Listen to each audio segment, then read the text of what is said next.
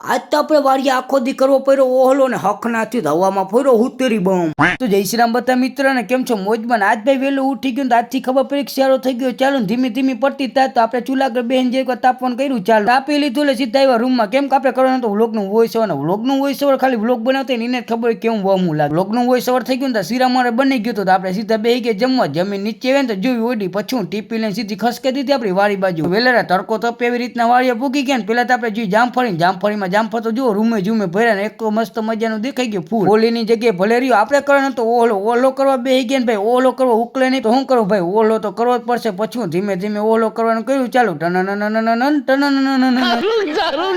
તો મિત્રો કલાક કે ચા પુગા લીધું ને એક ડબલું ભર નાખ્યું પછી ચાનું ટાણું થઈ ગયું લીલી મગફળી ઉપાડી લીધી સીધો મૂકી દીધું ચા પછી શેકવાઈ નાખી દીધી મગફળી શેકાઈ એની પેલા આપણે ચા પી લીધો ચા પી લીધું ને મગફળી શેકાઈ ગઈ આપણે મગફળી ખાવા બેહી ગયા મગફળી ખાઈને સીધા આવી ગયા મગફળીના પાથરા ઉથલાવા